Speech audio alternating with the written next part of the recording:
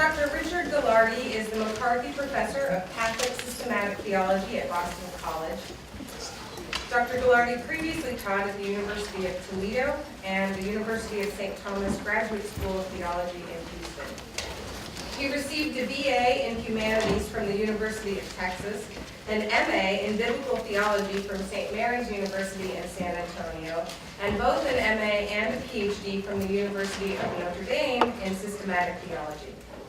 Dr. Gallardi is author of numerous articles, and he is the author or co-author of 7 books, including Keys to the Council, Unlocking the Teaching of Vatican II, Ecclesiology for a Global Church, A People Called and Sent, and The Church in the Making.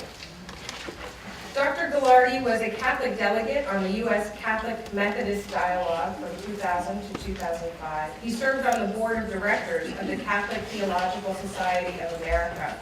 And last June, he was elected vice president of this society, which means that he will soon succeed to the post of president.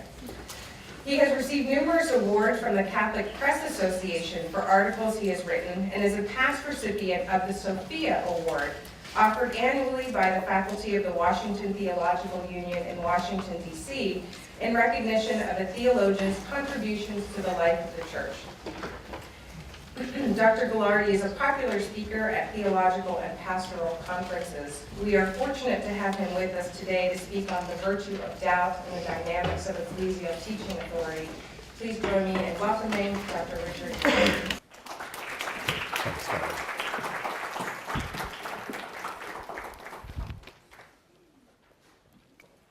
Please forgive me, I'm on the tail end of a cold here, so I want to try and keep my cough at bay. Thank you very much, Darlene, for that kind introduction. And I must say I'm delighted by the invitation to come here. This is the first time I've been to your university, and it's a great opportunity. I've long held the many contributions of your theology faculty in high regard. But let me go ahead and turn to the topic at hand. Catholic teaching insists on the necessary role of the bishop's apostolic office and their legitimate responsibility to defend the integrity of the apostolic faith. Simply put, if you're a Catholic, you believe that the Pope and the bishops have a real authority to protect the Church's teaching through the exercise of their teaching office. It's possible, however, for Catholics to recognize and acknowledge that legitimate teaching authority while still respectfully challenging its manner of exercise. One of the pressing challenges facing the Catholic Church today lies in what I believe is a fairly new development, a dramatic expansion in the exercise of magisterial teaching, what I'm going to call magisterial activism. And by that I simply mean a broad range of ways in which the Pope, the Vatican, bishops' conferences, and individual bishops exercise their authority through some public normative judgments or pronouncements. This afternoon, what I want to do is to reflect on that magisterial activism, explore some of the causes that are at its root, consider some of its contemporary manifestations, and then propose how faithful Catholics might craft an adequate response to those challenges. Now, I've somewhat provocatively characterized that response that I think we need to cultivate as the virtue of doubt. Now, we want to be careful about that because I think it's a potentially misleading formulation. When I speak of doubt here as a virtue, I'm not speaking of doubt as a Cartesian program of thoroughgoing skepticism. Neither am I thinking of it in a strictly theological sense. So, for example, one theological dictionary defines doubt as the free and morally culpable suspension of assent to the truths of faith. I'm not talking about doubt in either of those senses, nor in fact am I talking about doubt in the way that Paul Tillich might use the term, as sort of an existential experience of doubt that ought to accompany any exercise of authentic faith. Rather, when I speak of the virtue of doubt, what I have in mind here is a specific habit, a disposition for a positive yet critical engagement that is willing to question certain aspects of the exercise of the Church's doctrinal teaching office. In an article published almost 2 years ago in Horizons, Bradford Hinze exhaustively documented this pattern of magisterial activism with respect to doctrinal investigation of theologians. That is, he pointed out how often and how many places throughout the global church we have seen instances in which theologians' work has been censured or brought under investigation by various ecclesiastical bodies.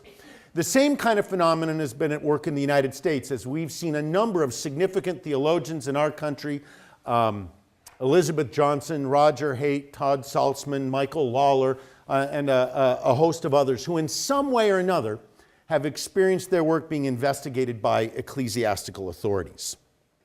Now, as I said, what I'm going to want to do is to talk about the causes. What are the things that brought about this contemporary magisterial activism? But first, I think we need some historical context. So if you'll permit me, I want to engage in a brief historical excursus on the history of magisterial teaching authority going back to the Middle Ages. Catholics who've become accustomed to reading about the formal investigations of theologians by the Vatican or by regional episcopal conferences might be forgiven for not realizing how unusual this modern practice is. In the Middle Ages, the primary arbiter for theological disputes was not the papacy, but the theological faculties of the great universities like those in Paris and Bologna, Louvain, and Oxford. The term magister, coming from the Latin magistra, the teacher, the term magister referred to various forms of participating in the church's teaching responsibilities. Thomas Aquinas, for example, famously distinguishes between a magisterium cathedrae pastoralis, a pastoral teaching office. That's the teaching authority that he thought the bishops exercised. But he also spoke of another magisterium, a magisterium cathedrae magistralis. That is the teaching authority that he thought scholars had as they exercised their particular vocation. Thomas understood, in other words, that there were two different magisteria, two complementary forms of teaching authority that were at work in the medieval church. For centuries, the fact is that the Pope and bishops played a relatively peripheral role in the resolution of theological disputes. And when they did intervene, the way they would intervene is, I think, instructive for us today. Consider, if you will, the famous 16th and early 17th century controversy, usually referred to as the De Auxiliis controversy. This was a theological debate between Jesuits and Dominicans. Not the first nor the last time that would happen. And the debate concerned a very complicated theological question about how you correlate your belief in divine sovereignty, that God is in some ways in control of the universe, and human freedom. All right? And one school would emphasize one side of the debate, the other school emphasized the other side of the debate. The Dominicans tend to emphasize divine sovereignty. The Jesuits tend to emphasize human freedom. The problem, of course, is during this theological debate, both sides were condemning the other side as heretics, right? So it's instructive to see how the papacy intervened. Pope Clement VIII undertook a doctrinal investigation in which he set up a series of a council that would investigate the various theological issues. And over the course of this investigation, there were some 17 public debates that were conducted in which the theologians from each side were allowed to articulate their viewpoint. Now, this goes on for an extended period of time. Clement VIII dies. His successor is in office for a short period. He dies. Finally, Pope Paul V issues a judgment at the end of this protracted investigation. And the substance of his judgment was that each side was prohibited from condemning the other, right? Why? Because neither side was sufficiently aware of the humility that's required when engaging these kinds of divine mysteries of the faith. Such a careful, judicious, and circumscribed example of doctrinal teaching authority, I believe, has much to teach us today, but it was a practice that would soon be snuffed out as the church responded to the threatening winds of modernity. It's early in the 19th century that the term magisterium acquires its modern meaning. That is to say, as a reference first to the doctrinal teaching authority of the Pope and the bishops, and then over time it comes to refer to the Pope and the bishops themselves. So when somebody says something like the magisterium teaches, they're now thinking of the Pope and bishops in that situation. All right? In the first half of the 19th century, Pope Gregory XVI produces a series of doctrinal condemnations. They're directed at various aspects of modern liberalism. His successor, Pope Pius IX, would further Pope Gregory's program, most famously in the promulgation of his Syllabus of Errors, with its repudiation of religious freedom and the autonomy of conscience. However, in terms of the history of the development of the magisterium as a kind of doctrinal teaching authority, I believe one of the real turning points comes with the pontificate of Pope Leo XIII. This is near the very end of the 19th century. Pope Leo begins to use encyclicals. The encyclical had really been invented in the 18th century. Interesting, people, when we think of encyclicals, we tend to assume it goes all the way back through the history of the church. It's first developed in the 18th century, but initially it's used in a fairly disciplinary way. And then in the 19th century, we have Gregory and Pius IX who use it to issue pointed but carefully circumscribed doctrinal judgments. Pope Leo XIII begins to use the papal encyclical in a new way, as a way of developing these extended theological treatments of important doctrinal questions. And with Leo XIII, we see a whole new trajectory of development, one that would find its term really in the writings of Pope Pius XII, where over time the papacy moves from being a court of last resort, the doctrinal court of last resort, to by the time of Pius XII, the papacy is really the chief theologian of the church, the Pope is, all right? So much so that in Humani Generis, the encyclical of Pope Pius XII in 1950, he suggests that essentially the only task of theologians is to kind of expound on what the magisterium has proposed. And that any time the magisterium has produced any kind of judgment on a question, even if it hasn't exercised the charism of infallibility, that topic is no longer subject of free debate on the part of theologians. All right?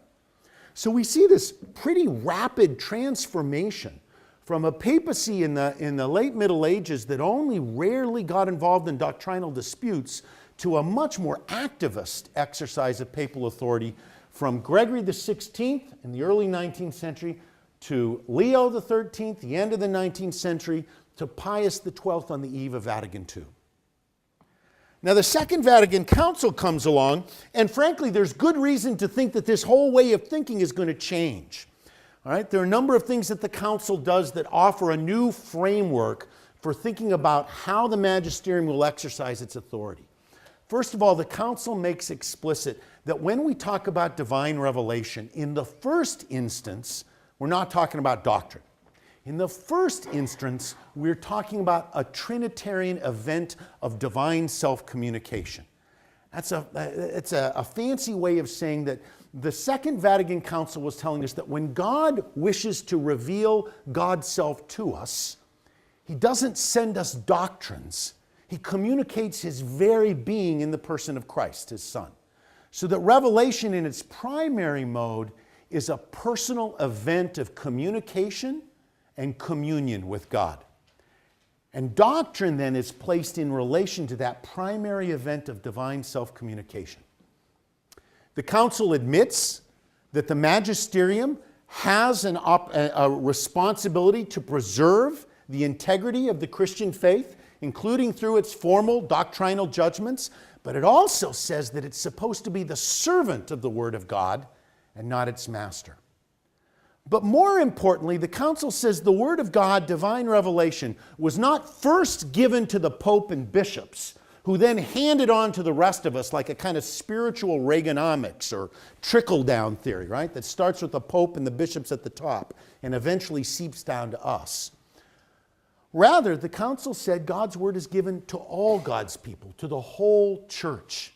And every baptized Christian has a supernatural instinct, a graced capacity that allows all Christians to hear God's word, to penetrate its meaning, and to apply it in their life. We call that the sensus fidei.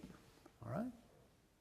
And so with that, we no longer have this idea that God's truth only goes to the Pope and bishops and they report to us what's going on, but rather the whole church is the recipient of divine revelation, which means that Pope and bishops and ordinary Christians and theologians all have a role to play in the development of the tradition of the church.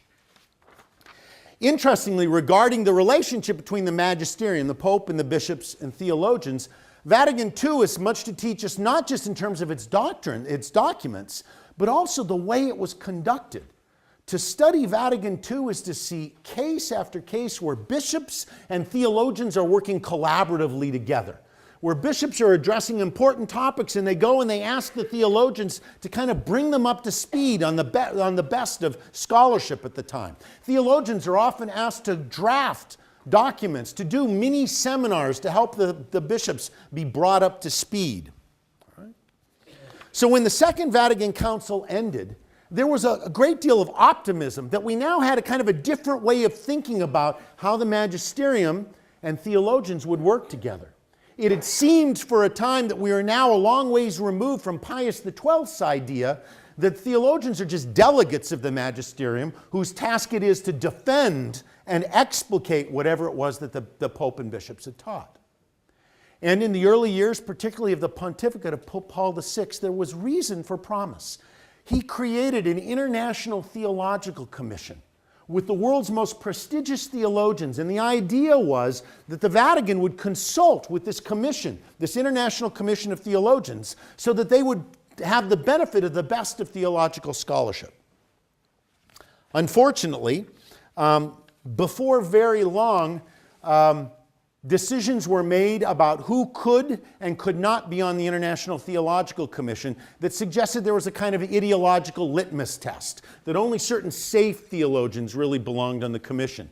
As a result, a number of theologians, most notably the German Jesuit theologian Karl Rahner, resigned from the International Theological Commission in protest.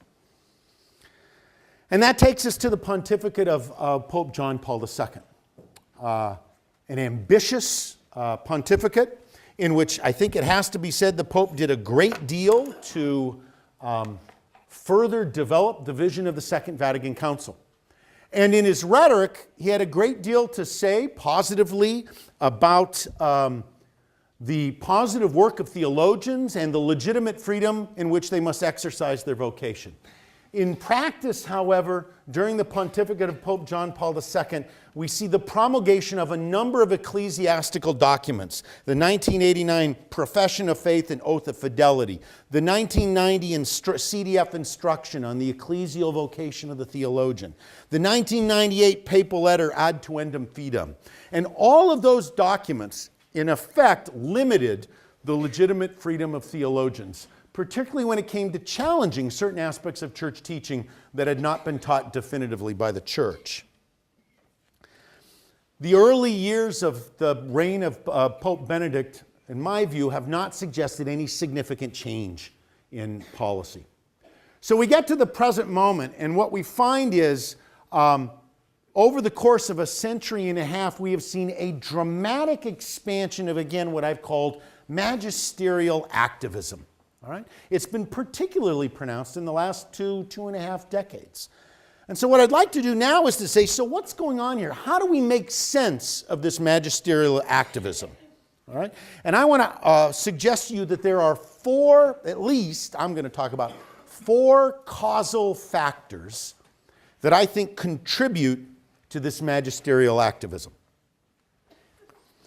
First causal factor, I believe, is the perception held by the Pope and many bishops and conservative commentators that our contemporary culture has become toxic and hostile to the Christian faith. Pope Benedict, for example, is frequently fretted over the dark forces of secularism that he sees at work in the world. In fact, he uses that language in his Ad Lamina address to the U.S. bishops in January of 2010, I think it was. right? The dark forces of secularism, that we live in a world that's dangerous, that there are these pernicious and toxic forces that would challenge religious freedom and the values that the Christian gospel seeks to uphold. If you look at the U.S. bishops, I find a lot of our bishops, not all of them, but many of them, are echoing this almost apocalyptic vision of evil at work in the world. Consider, for example, the recent controversy going on over the HHS ruling on contraceptive mandates for insurances. What many across the ideological spectrum agreed was initially an unfortunate misstep by the Obama administration appeared to have been diffused by a significant modification by the Obama administration. But then the USCCB leadership indicated that the proposed compromise was still unacceptable. A disturbing number of bishops have issued public statements filled with the kind of rhetorical excess so common in today's hyper-partisan culture.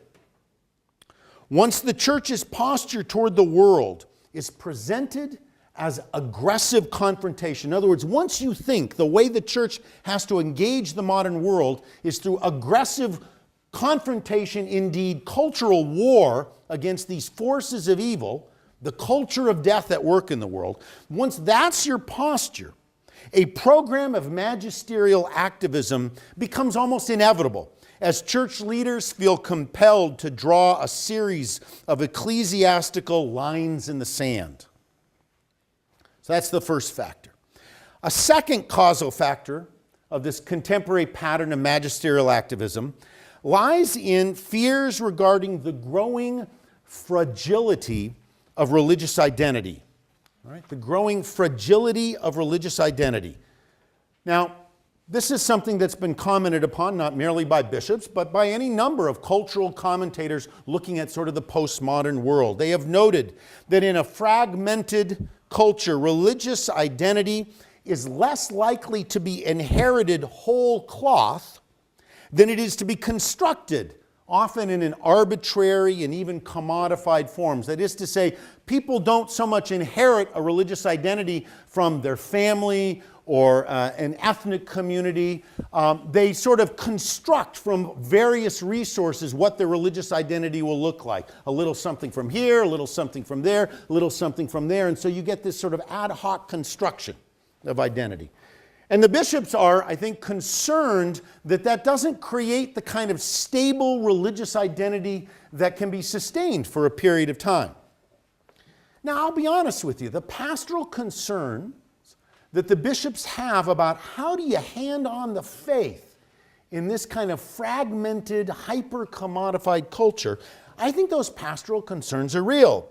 And I experience them, frankly, not just as a theologian, but as a parent with 4 boys in various stages of adolescence. All right? However, if many of us will agree with the bishops that this cultural challenge, how do we hand on the faith today, is a real one, we are less likely to agree with their more aggressive pastoral response, of which I'll say more later. Third causal factor giving rise to this magisterial activism has to do with, I believe, the fact that in the 5 decades since the Vatican Council, we are seeing a much more educated laity and a much broader accessibility to theological education and to the outlines of contemporary theological debate. Let me put it real simply. It's much easier to allow for doctrinal disagreement when that disagreement can be limited to an academic elite. In 1940, if somebody published a controversial theological article in the most prestigious English language journal of Catholic theology, Theological Studies, if somebody in 1940 publishes a controversial article, there are probably only 200 people in the world that know about it, right?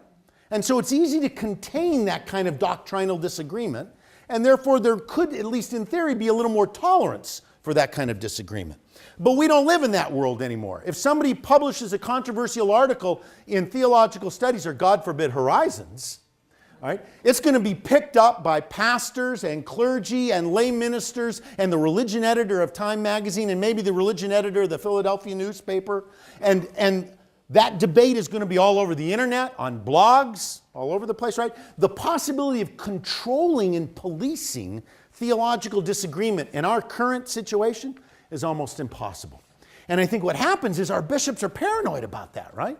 They see that you hear this language about we have to be wary of confusing the faithful, right? Because they know how easy it is for diverse theological viewpoints and debates to kind of filter out in the larger population. Finally, I would argue that many bishops still perceive church structures and church teaching from within the interpretive horizon famously described by Bernard Lonergan as classical consciousness. Within this framework, historical change is largely accidental in character, and divine truth is seen as unchanging, objective, and ahistorical. This commitment to a kind of classical consciousness has led to what frankly can only be called an obsession with doctrinal certitude, often at the expense of achieving genuine historical understanding. This framework has shaped the attitudes of bishops in ways which I'm not sure they're fully aware. Rather than seeing their ministry as playing a guiding role in the communal search for genuine religious understanding and meaning, they see themselves as purveyors of timeless certitude. All right? So I've outlined 4 causal factors that I think have kind of encouraged or instigated this pattern of magisterial activism. How is that magisterial activism being manifested? What are the concrete ways in which we see that activism at work? That's this letter B there in the outline, manifestations of magisterial activism. First, it's reflected in an attitude of ecclesiastical paternalism that fails to take seriously what it means to teach an adult church.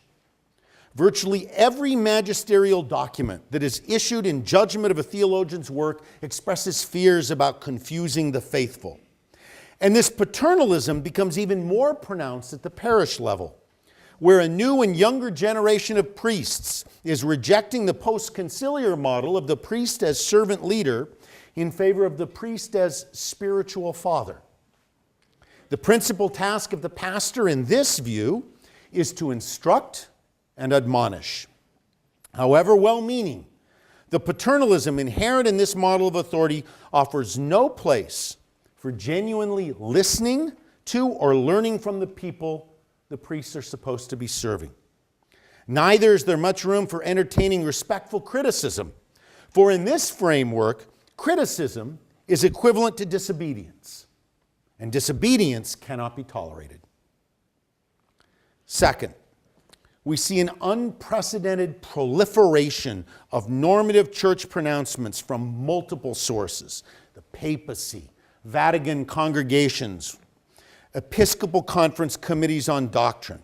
And the effects of this massive proliferation are further compounded by a cultural phenomenon shrewdly limned in a recent essay by Villanova's own Anthony Godziba. Professor Godziba has argued persuasively that the difficulties created by the proliferation of magisterial pronouncements are made worse, they're exacerbated in an internet age subject to what he calls the demands of digital immediacy, or the tendency toward digital immediacy. Instant access to any and all magisterial documents through ecclesiastical and unofficial websites, blogs, and listservs allows these magisterial statements to be detached from any thick process of communal interpretation and reception. In such a situation, the traditional ways in which we kind of assess how significant a particular magisterial pronouncement is, all of those tools that our tradition gives us for interpreting the authority of those documents, they get overwhelmed by a flood of ecclesial representations in what he calls a digital storm. Third, The paternalistic concerns about confusing the faithful have led to the magisterium's adoption of a kind of rapid response mentality that would make FEMA proud. Recently, a number of theological societies have complained about the procedures employed by the USCCB Committee on Doctrine when they investigated the Elizabeth Johnson case. And essentially, the argument was, look, we understand that you might have had a beef with Dr. Johnson's work. Why didn't you write to her privately and have a conversation and say, well, we've got these concerns, write back and tell us, give us some response. Why is it you issued a public statement condemning her work before asking for her to respond? And many of the bishops have said, well, we don't have that luxury anymore. The dangerous views are out there and they're disseminated so quickly that if we don't respond right away and pronounce on it, the faithful will be confused. All right? This takes me to the final section of the paper. How do we respond to this? How do we exercise what, again, I've suggested analogously is a kind of virtue of doubt, or better, a habit for critical questioning certain aspects of the exercise of doctrinal teaching authority? All right? I want to highlight 3 dimensions of the exercise of magisterial teaching that I think we have to engage critically and carefully. All right. First, the inherent limits in magisterial teaching authority.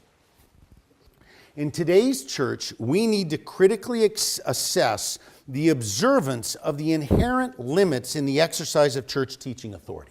Now, this is not a new development in the Catholic Church. That is, the Catholic tradition has always recognized that there were clear limits in the way the magisterium exercised its authority. So, for example, Vatican I, which was convened in 1869 and 1870, in the process of its defining the Catholic doctrine of papal infallibility, also carefully outlined limits in how that authority could be exercised, right? In other words, it said, look, the Pope can, if he wants to, say Villanova is the best Catholic university in the world, but he can't exercise the cares of infallibility in doing that. That's outside the scope of his authority. And it outlined a number of examples, limits placed on how that authority could be exercised. All right? Contemporary theologians and philosophers have added to those kinds of limits. People like Frank Sullivan and Patrick Granfield and others have said, look, if you look carefully at the tradition, there already are a lot of limits in how we're supposed to see this authority exercised. The Canadian Catholic philosopher Charles Taylor recently wrote an essay in which he talked about contingency as an important example of limits. I mean, in the moral life, for example, certainly the magisterium can pronounce on fundamental moral principles, but the more you get to concrete circumstances that depend on contingent and changing understandings, the more modest your claims are going to have to be, right? Because the more you're going to have to recognize that whatever it is you're saying about, for example, the ethics of human reproduction depends at least in part on the fact that we're continuing to grow in our understanding of that, all right? And so he's concerned that what we don't see, particularly in areas related to human sexuality, is a proper modesty that would come with recognizing there are real limits that the contingent character of what we're teaching requires us to honor. Something like this was this failure to honor the limits of the church's teaching office was at work a couple of years ago, a year and a half ago, when there was a big controversy over the passing of the Affordable Health Care Act, the 2010 Affordable Health Care Act, which is sometimes by its opponents referred to as Obamacare. And we're not going to get into a debate into the merits of that. Suffice it to say that the bishops were initially sympathetic to much of what that legislation was going to do, but at the end of the day, determined that it could not support the legislation because it did not feel there were sufficient legislative safeguards to protect against the federal funding of abortion in keeping with the demands of the Hyde Amendment. Now, that legislative firewall was built based on very complex legal policy language, right? The bishops looked at it and they made a decision. We can't support it, all right? Now, By the way, I personally disagreed with the judgment that they made. I do think the firewall was sufficient, but that's really not the point. I think it was perfectly legitimate for the bishops to exercise that judgment, to say we're not sure this legislation provides the protections that are necessary. But what they needed to do was to say, but we recognize that we're no longer talking about binding moral doctrine, about protecting the lives of the innocent. We're making a prudential judgment about very complex legal language. Does that follow? And so if they had said, we're going to make this pronouncement, we've done a lot of work on it, but Catholics can in good conscience disagree because we're not pronouncing at the level of doctrine. We're pronouncing a judgment on a very complex piece of legislation, there wouldn't have been a problem. But in fact, the bishops attributed to their judgment a kind of a pronouncement at the level of moral doctrine. You see? They failed to honor the legitimate and necessary limits to the exercise of their teaching office. That leads to the second area. We have to raise important questions regarding the authoritative status claimed for particular doctrinal teachings.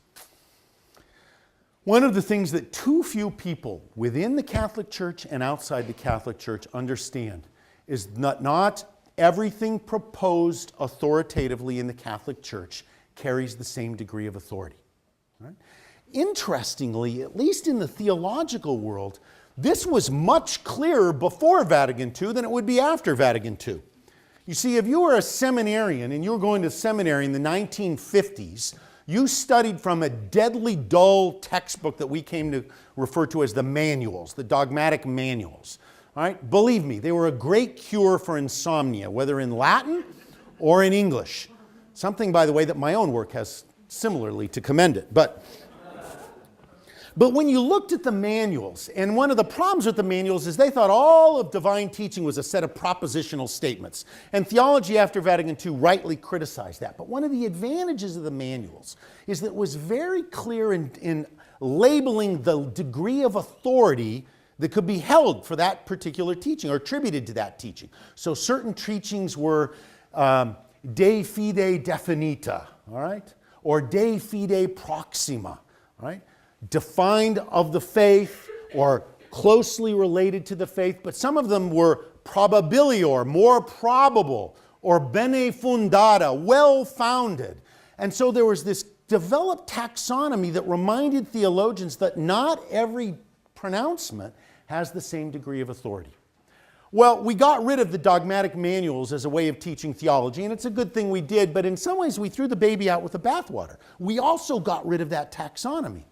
And as a result, what ends up happening is in many official church documents or catechisms, you no longer find the distinction between those teachings that are absolutely central to the faith and those teachings that have not been proposed infallibly, may not be central, and may in fact be in error and in need of correction. Since the Catholic Church admits that there have been teachings that it has proposed authoritatively that it later corrected, right? Like the moral permissibility of slavery. All right? So what this suggests is that we now have to take a much more proactive role in pushing when we receive magisterial teachings to say, well, now wait a minute, exactly what degree of authority does this particular teaching have? All right? Don't give the impression that everything that's being promoted as Catholic doctrine has the status of dogma. That tendency goes by a label in the theological community. We refer to that as creeping infallibility. All right? The tendency to apply infallibility to virtually every teaching of the church.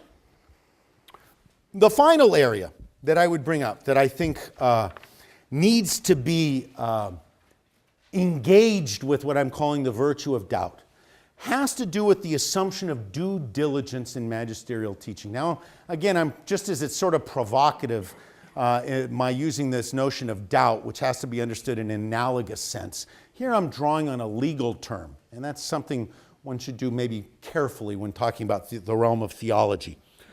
But here's what I'm after here. The Catholic Church believes that the Pope and the bishops, by virtue of their office, are promised an assistance of the Holy Spirit.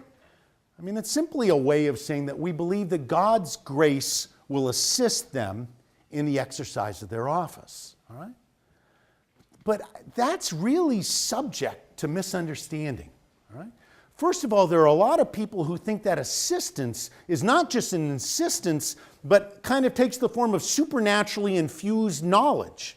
I think there are a lot of Catholics that assume that when a priest is ordained bishop and somebody lays hands on the bishop, somehow some supernatural microchip is inserted into the bishop's brain so that a dumb priest has now become a very smart bishop. All right? That's not Catholic teaching, but a lot of people think that way. We call that supernaturally infused knowledge. All right? That's not what the assistance of the Holy Spirit is that we talk about. The assistance of the Holy Spirit assumes that there's a grace given to the bishops, but that grace, as Thomas taught us, brings nature to its perfection. It has to work with the human abilities and talents of the bishop. And it requires due diligence. Bishops can't just say, oh, I'm assisted by the Holy Spirit, so I think I'll just write a pastoral letter here and articulate some new doctrine of the church. No, they're supposed to engage in study, in investigation. And that study and investigation should mean turning to Scripture, turning to the great tradition of the church, reflecting on the theological significance of the liturgy, paying attention to the witness of the great saints of our tradition, as well as to the witness of ordinary believers, attending to the contributions of theologians, past and present, in all of their diversity, instead of simply consulting people who you know are already going to agree with you. Right? All of that work is necessary, it seems to me, in the process of the bishop's teaching with the assistance of the Holy Spirit. When we find bishops relying on the assistance of the Holy Spirit as an excuse not to do due diligence, we have good reason to ask whether they're exercising their teaching office properly. All right? And that kind of thing, even with our recognition about the assistance of the Holy Spirit, can lead bishops to propose things in sometimes flatly erroneous ways. All right. So I've suggested a number of ways in which I think we have to exercise a certain positive yet critical engagement towards certain aspects of magisterial teaching. But I'm going to be honest, having done that, it makes me a little nervous. I think it might be tempting to infer from what I've said that there are so many pressing challenges that can be raised against the church's exercise of doctrinal teaching authority that somebody might feel justified in simply dismissing church teaching. And that's not the point I'm trying to make at all. All right? What I want to suggest is that we need to find a middle ground between a kind of servile obedience where we simply facilely assume whatever the Pope or bishops say is directly the voice of God and we have to submit ourselves to it. All right? That would be one extreme. That's that tendency associated with creeping infallibility. And at the other end, we have to avoid a kind of treatment of our religious tradition as if it was sort of a set of commodities that we can just pick and choose at our convenience in ways that sort of fit our particular spiritual quest. What's required is a via media between those. And I would offer for you a metaphor for thinking about how we respectfully yet critically engage the church's doctrinal teaching. And the metaphor that I would propose to you is one of wrestling with the tradition. Wrestling with the tradition. The idea here is that we neither unthinkingly submit to the authoritative teaching office, nor do we sort of selectively attend to only those things that we like, but we wrestle with the whole tradition, including the teachings in our tradition that are hard for us, are difficult for us to embrace. So I'd like to give you kind of an example of that, a little thought experiment about what I think wrestling with the tradition looks like. So I want you to consider two Catholics, Michael and Marie, who both have just come across the Catholic Church's moral teaching that the use of in vitro fertilization to achieve a pregnancy is always morally wrong. Upon learning of this, Michael simply rejects the teaching immediately In his view, it's silly and unworthy of his consideration. From Michael's point of view, this represents simply another example of the Catholic obsession with sex, and he never gives it another thought. Marie, however, refuses to dismiss the teaching. She wrestles with it. She researches the scientific and medical dimensions of the issue while trying to grasp the moral arguments that lie behind the Catholic Church's teaching. She actually reads a recent Vatican statement on the topic, and she finds herself in sympathy with some of the concerns that are articulated in the Vatican statement. But she's not persuaded by all of the arguments.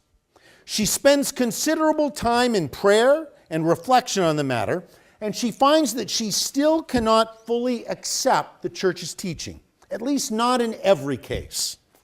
Now, here's my point. We might be inclined to say that Marie has essentially ended up at the same place as Michael. Both have rejected the Catholic Church's teaching. In fact, there are many of the so-called orthodoxy police who would be inclined to dismiss both of them as simply dissenters who really shouldn't even bother calling themselves Catholics. But is the status of Michael and Marie really the same? I would argue that it is not. Michael was in no way troubled by this teaching. He simply ignored it.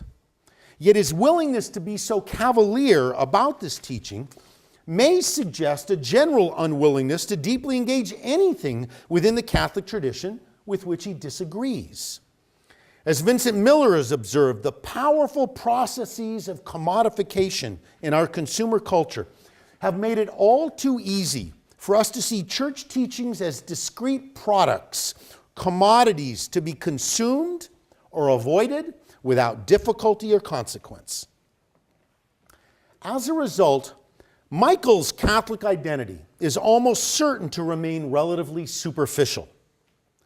Marie, in contrast, may not have found that she could fully embrace the Church's teaching, but she came to appreciate some of the ethical issues in a way that she hadn't earlier. And she now has a much greater sensitivity to some of the dangers associated with the unfettered use of reproductive technologies. Her wrestling with the tradition, her wrestling with that teaching, although it did not end in unqualified internal assent, has changed her. She's been shaped by her Catholic tradition, and more importantly, perhaps, to the extent that she courageously communicates the fruit of her wrestling with others in the Church, she also contributes to the further development and perhaps revision of Catholic tradition. In the language of our Catholic tradition, we might say that Marie has exercised an informed conscience that renders her withholding of assent entirely legitimate, while Michael has exercised an uninformed conscience which raises questions regarding his failure to assent and adds nothing to the development of our tradition. We are undergoing a very difficult period in the life of the Church. It is a time not without its contradictions. We can still see many signs of vitality in vibrant parishes and in educated laity selflessly dedicating themselves to the life and mission of the Church. At the same time, we struggle with ill-considered church policies and a leadership that seems to many to be out of touch with the pulse of the people of God. It is not the first time in the history of the Church that there has been a gap between the concerns of church leadership and the intuitions of theologians and ordinary Catholics. Our task is to maintain the engagement, however unfruitful it may appear to be, and to wait for a time when the seeds of Vatican II will bear a full harvest in the power of the Spirit. Thank you. Good time for questions. We have time for questions, answers, conversation.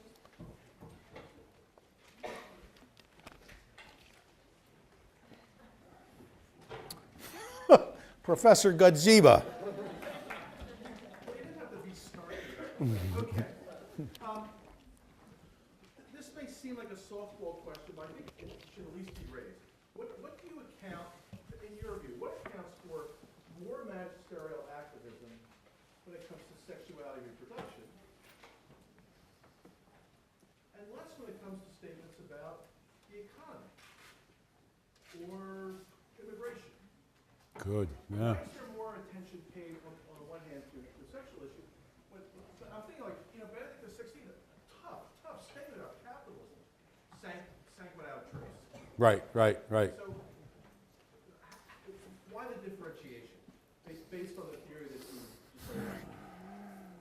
Well, I don't know that I can base my response to that on the theory I've laid out, but I'd say there are a couple of things at work.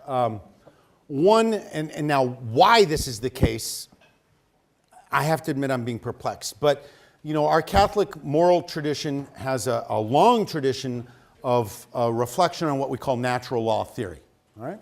That we believe that somehow through reflection on human experience we can discover something of a divinely willed moral order. What's happened for whatever reason is that when we look at sexual ethics, our natural law theory tends to be very much deductive, imposing kind of something on our understanding of human sexuality. Whereas in the social order, I think we're much more willing to develop a much more inductive approach to natural law theory, which recognizes the complexity of living in the empirical order and our need to rely on the social sciences and so on and so forth in order to help us develop a thick understanding of the moral challenges that we're facing. When it comes to sexuality, for whatever reason, our notion of natural law becomes far more physicalist, far more one of reading off a physiological understanding of human anatomy. Now that still begs the question, well, why do we do that? Why do we approach natural law in very different ways in social teaching than we do in sexual teaching? I don't want to be too harsh about this, but very often the sexual realm, particularly when we're talking about theology, is a realm that's often somewhat removed from the vast majority of those who are teachers. And it requires a nuanced and experiential understanding of the inherent fragility and vulnerability of human sexual relationships. And I'm not sure that the current makeup of those who hold teaching office are well disposed to honor that, that aspect of human life. I mean, I don't know that they're able to draw on a lot of firsthand experience about the inherent fragility and vulnerability of that realm of human interaction. I'm not altogether satisfied that I've got the whole story there, but I mean, those are two concerns that come to mind. Yeah. Yes. Dr. Gallaudet, in order to state my wonder, I need to leave aside Michael and Marie, and I need to leave aside potential for having within one power and control issues. So that left aside, my own answer to aggressive pastoral response has been for a while, wanting to give the benefit of the doubt, that maybe the Bishop of Rome and some other bishops' sense of responsibility for the flock, including the adult educated flock faithful, give them fear. That they're operating out of fear that the church is going to break up. I think there's a lot of truth in that. Yeah. I mean, when you go to those causal factors that I talked about, it's interesting how when you look at them, how you see they lead church leadership to an attitude of fear. I mean, I talked about the first one in terms of this almost apocalyptic view of the world. The way we talk these dichotomous terms about a civilization of love and a culture of death, and that, when you use that kind of harsh oppositional language that doesn't give much room for a much more complex understanding of the world in which we live and its moments of brokenness, but also the signals of grace that we see in the world, when you work in that dark, that kind of oppositional framework, it gives rise to a lot of fear. Exactly. I mean, when the specter, the dark forces of secularism, how can you not get some chills when somebody's invoking that kind of language?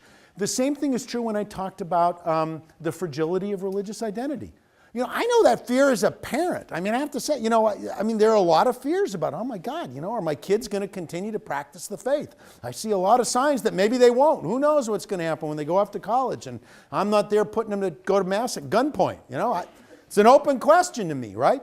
And it's frightening at some level. And as a parent, it's really tempting for me to, you know, coerce and cajole and frighten. You know, I know that's not very sophisticated, but I think you see elements of that fear about the fragility of religious identity. And so the bishops feel like, so what's the answer to that? Well, okay, we're going to provide an oath of fidelity for everybody who teaches catechism, right? We're going to do a 20-page bullet point checklist that every catechetical high school text has to meet point by point so that all the doctrine's covered. Right? We're going to do all of these things. So it's an attempt to control what ultimately can't be controlled. And I think it's very much motivated by fear, right? And it leads us to ask, you know, to say, is there another way to talk about handing on the faith than the one that the bishops are opting to? I recognize the challenge. I'm not very much in sympathy with their response. But I think in both of those instances, you have to name the fear that's at work there. Yeah. Yes? Yeah, I punted on that one. Okay. It sounded like You're right to. that the hierarchy takes up human sexuality so often simply because they're celibate and they have no experience in human sexuality. And that seems to me a bit of a reductive conception of sexuality, so I just wanted to get you to expound on that. Based on what you were saying about natural law and political sphere, I was wondering myself if perhaps it's that human sexuality is so interior to each human person, and that the political sphere is, to some extent, exterior to human beings, and that's why we can keep it at a distance in a way that we cannot keep, you know, human sexuality. I don't know, but I'm just curious. Yeah, I like that. I like that. You know, I'm going to be really honest with you. I mean, I'm kind of pissed at Tony for raising this question because he thought it was a hanging curveball. But I think it's a really tough question. You're absolutely right to call me on the fact it's overly reductive to say, well, they're just a bunch of old celibate males. I mean, I don't think that's the whole story. I really don't. I do think it's part of the story, though. I really do think it's part of the story. In other words, oh boy, I'm going to go out on the limb. We have a saying in Texas: "Speak the truth and ride a fast horse." So I'm riding the fast horse at 8:30 out of here. So, you know, there is much in Pope John Paul II's theology of the body, all right, that I find that I admire, that I find is moving, that speaks to my own experience. Maybe 85% of it I think is right on target. But there's another 15% that I read and I think, forget the name of the author on the cover. I'm reading it and all of a sudden I go, this guy's never been married. I mean, that it doesn't name some important sense of the complexities of intimate human interaction between two people, all right? And so I'm going to insist that part of what I said to Tony, I do think is part of the story, but I'm open to what you're saying, and I think there's got to be a lot more going on than that. So I think you're right to call me on being overly reductive, but I am going to hold my ground and say I do think there's something going on there. That it's too easy to romanticize about, you know, marital love. I mean, I often tell the story. I think I tell the story in my little book on marriage. But, you know, I remember hearing when my wife and I were getting engaged, when we went to marriage preparation, and this pastor he's clearly had been reading all of this stuff, and he's talking about, oh, you know, it's a shame that we used to look at sex in such a horrible way, and now the Catholic Church sees it as so powerful, and it's this beautiful expression when a husband and wife give themselves in sexual intercourse in the life of marriage. It's this perfect act of mutual self-donation in which they become a living icon of Christ's love with his church, you know? Well, that's beautiful stuff, but, you know, if you're married and you got 3 young kids, and you know, 29 out of 30 days in the month after you put them to bed, you're just going to bed exhausted. And on the 30th night, you're not exhausted and you're feeling a little frisky. And you turn to your spouse and you say, honey, want to go become a living icon of Christ's love with his church? Okay, you know, if that line works for you, you go. but I haven't had much luck with it. Now there's nothing theologically wrong with that line. There's nothing theologically wrong with it except that it doesn't name real marital experience. Do you see what I'm saying? All right? And so that's why I don't want to completely resist my response to what Tony was saying. What can I say?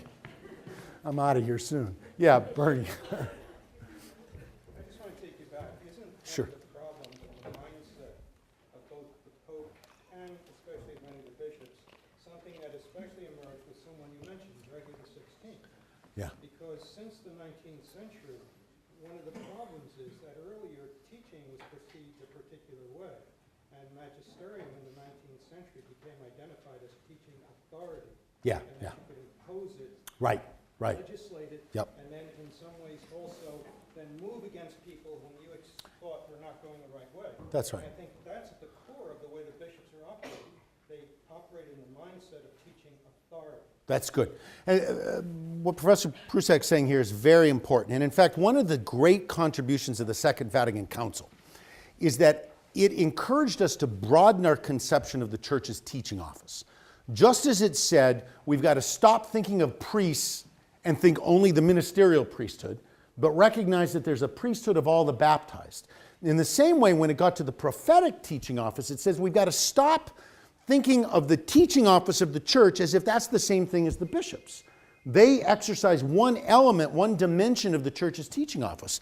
But so do theologians, and I would argue in a particular way, so does the ordinary faithful. And that we have to start thinking, that's not mine, right? All right. We have to start thinking of the church's teaching office in a broader sense that recovers the idea of the mutual interdependence of those various forms of authority. We've suffered, you're right, since the 19th century, a reduction of all teaching authority to the magisterium, and I think that's a mistake. Yes, and then... If I can just add to that, if you read the section in Lumen Gentium which talks about teaching authority of bishops, it Right. starts out with talking about the pastoral teaching, but then it immediately goes into universal ordinary magisterium and extraordinary magisterium. Right. And so it juxtaposes two things after recognizing what the core should be. Okay, good, thank you. Yes. Sort of a question following up on Professor Prusak's more at the application level. I was wondering if you'd care to comment on how the doctrine by encyclical, as it's developed and been taken away from university faculties, theology faculties, affects theological education, maybe at the graduate school level, and what do you think should be? I mean, are there educational considerations to apply when you see the fulcrum of doctrine being from the centralized in encyclicals and so on? Okay, say a little bit more. I may just be fading here, but I'm having a hard time following. Well, I was fascinated by the point you raised about how the use of encyclicals to formulate doctrine is only Okay. 2 centuries Right, old. right. And I was wondering what effect you think that has on universities in the long term, and especially in the last 50 years. Okay. Yeah, the trajectory of development that I was trying to trace was one, remember, in which the Pope, and I would argue the bishops, only fairly rarely inserted themselves into theological debates. And even when they did, in fact, even going to the 19th century, starting with Gregory XVI and Pius IX, their encyclicals, even when they were doctrinal in character, were very short and to the point. In other words, they spoke to a particular proposition, a particular idea, and they said, that's in variance with the faith. They didn't do this dramatic, this developed theological exposition. They kind of marked off a view that they saw as doctrinally erroneous, and then they left to the theologians to work out the details. Now, I don't like the way they did it in some cases, and I think it was, problematic, the syllabus of errors, when we can go on talking about all of those things. But at least it was a very succinct statement of doctrinal error.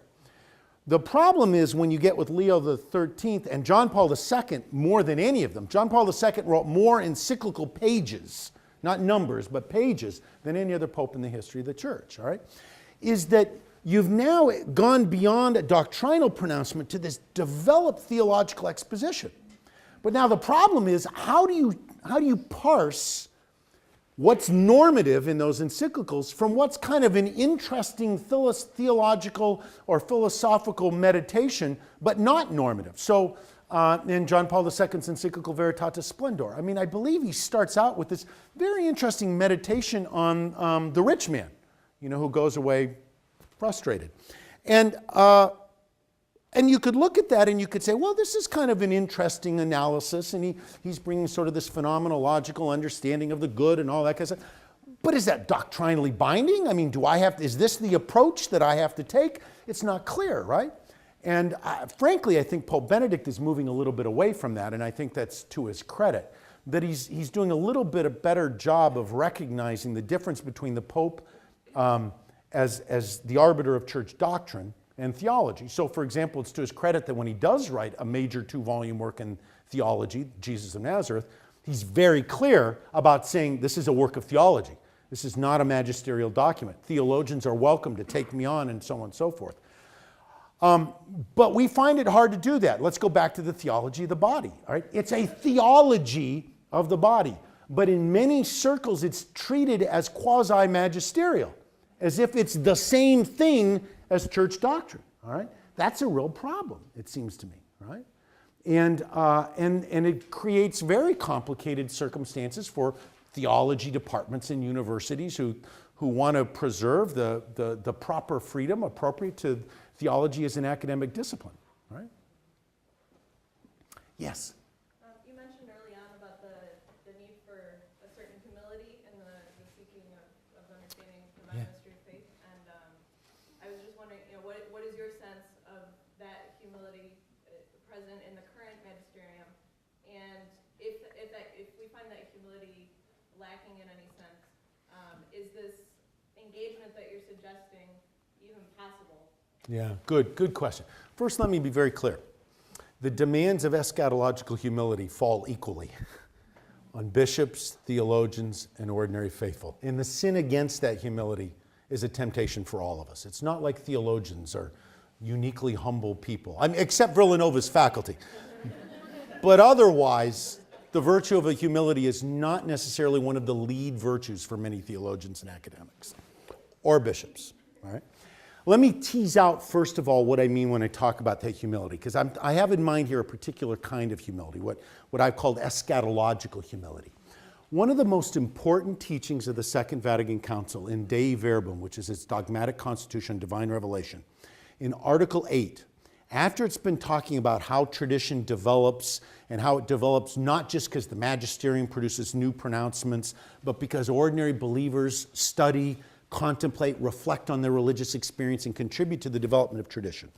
It then goes on and it offers this wonderful passage that ends with the church moving ever more towards the plenitude of truth. Right? It's a wonderful image. It's a wonderful image because it goes against the tendency to think the church has the truth. Something that's in a manual that you memorize and then you move on to another subject, right? It reminds us that the truth that we're talking about is never something we really possess, right? It's something we live into, right? And it's eschatological because ultimately it's always coming to us from the future of God, right? It's why the council could also use that image to talk about the church, not in chapter 7 of Lumen Gentium, the dogmatic constitution on the church, not just as a community of pilgrims. That would have been unremarkable, that all of us individually are pilgrims on a journey and we haven't arrived, but that the church qua church is pilgrim, that the church itself hasn't arrived, that the church itself is on a journey. Because once you grant that, of course, once you say the church qua church hasn't arrived, you have to be open to the possibility of reform and renewal. All right? Well, of course. You have to get to the notion of, you get to that point of reform and renewal, okay?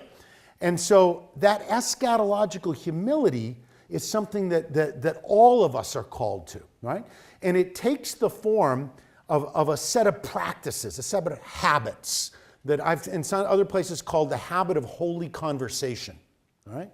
And the habit of holy conversation has to do with a certain character, a certain kind of conversation, where you resist our cultural tendency toward the politics of demonization, and you are determined to impute the best rather than the worst of intentions on those with whom you enter into dialogue, and that you enter into dialogue firm in your convictions, but also open to the possibility of conversion, right? That's what I'm talking about when I talk about eschatological humility. And it's a demand that's placed on all of us in the church, right? On all of us in the church. Okay. Yes? Yes, thank you very much. Ghilardi, right? Yes. Hard to imagine looking at that name, though, isn't it? Yeah, I can phone it. 5 or 6 when I say that. I was interested in your idea of magisterial activism and how it might relate to the so-called hermeneutic of continuity or, reforming continuity for one subject church. And it seems that in some applications of this hermeneutic, the idea is sort of to critically engage the Second Vatican Council as and to sort of question the understanding of it as event. Okay. To sort of try to look at the possibility of magisterial activism in the council, or to somehow apply maybe something like what you're doing to some of what happened in the council itself. And I wonder if you could speak to, I guess, if you see that as a possible instantiation of this notion. Okay, let me make sure I understand you. That you're asking if this pattern of magisterial activism that I've contended is at work may be due to certain hermeneutical presuppositions about how we interpret the council? I mean, you use that continuity, and I assume you're using the framework that Pope Benedict gave us in terms of hermeneutic of discontinuity and rupture, and a hermeneutic of, interestingly, he does not use the word continuity, hermeneutic of reform. Reform in continuity with the one subject church. Yeah. I think it's maybe about what it says. But I guess the idea was if that hermeneutic could be a part of this critically engaging magisterial activism. Yeah. Because it seems to me that part of this notion of magisterial activism is that it's a sort of abuse of the tradition, and that it's sort of an ossifying of something. Right. And I guess my understanding is that sometimes the application of this hermeneutic, the idea certainly that was laid out by the Holy Father, was that one can ossify the council and think of it in terms of rupture and Okay.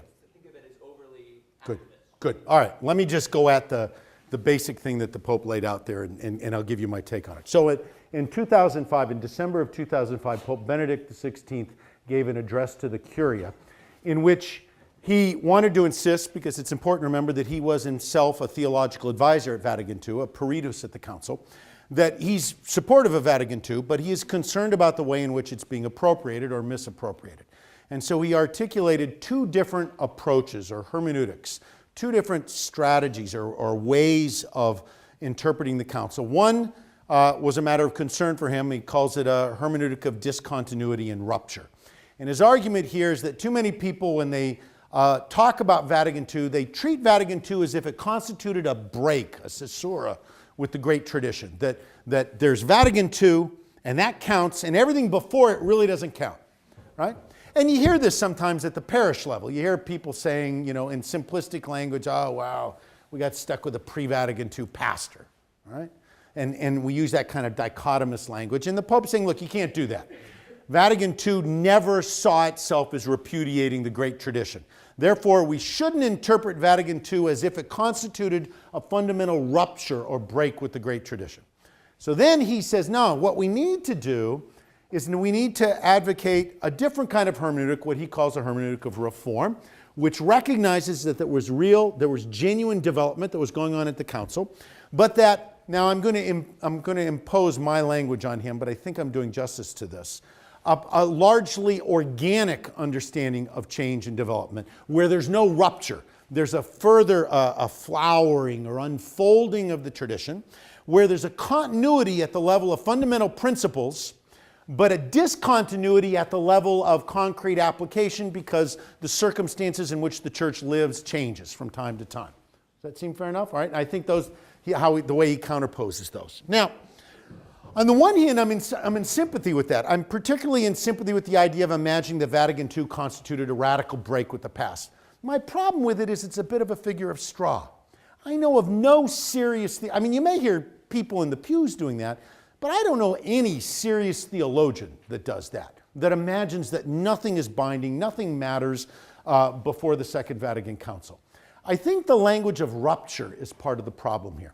There's an Australian theologian named Ormond Rush who wrote a little book called Still Interpreting Vatican II, in which he says maybe what we need to do is we need to distinguish between macro rupture, something that constitutes a fundamental repudiation of the great tradition, and clearly Vatican II isn't doing that, and micro rupture. And he wants to preserve the notion of micro rupture because, to be honest, well, I'm not sure if this is him or me. I'll claim this for myself because Orm might not want to claim this. I'm not altogether comfortable with the idea that Pope Benedict is suggesting that all the change at Vatican II can be understood in terms of this seamless organic development. I think there are micro ruptures, and I think the liturgy is a good example of this. I do not think, and I take issue with the Pope on the creation of the recovery of the Missal of Pope John the 23rd, as if it's an equally legitimate form for celebrating the liturgy. I don't think you can read Sacrosanctum Concilium and see that. All right? I don't think Sacrosanctum Concilium thought the Missal that would eventually become the Missal of Paul VI was an organic development. It was in many ways a correction of problems that had crept into the rite of the church. All right? And so to just say it was this organic development is misleading. There was a genuine rupture there. I think there was a real rupture in the church's teaching on religious freedom. There was not, from my point of view, a continuity of principle. There was a reversal. There was a fundamental sea change. Now, it wasn't a break with the great tradition.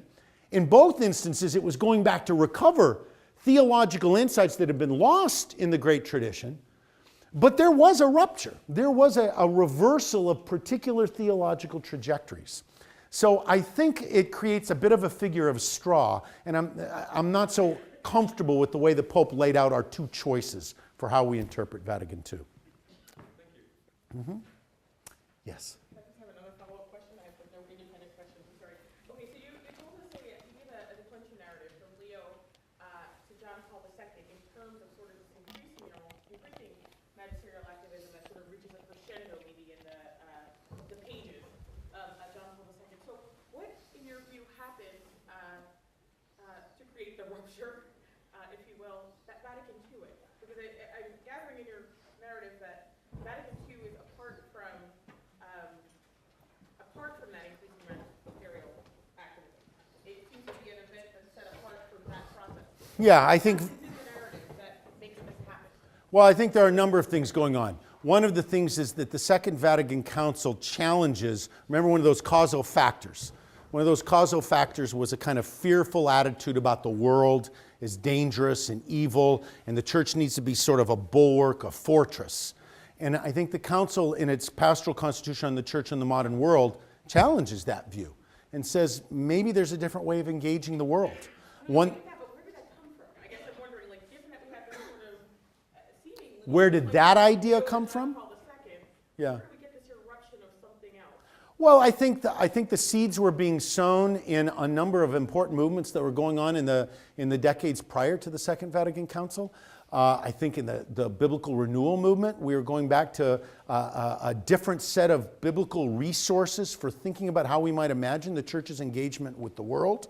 I think the Nouvelle Théologie movement celebrated the rise of historical consciousness being directed towards the church itself and its own tradition.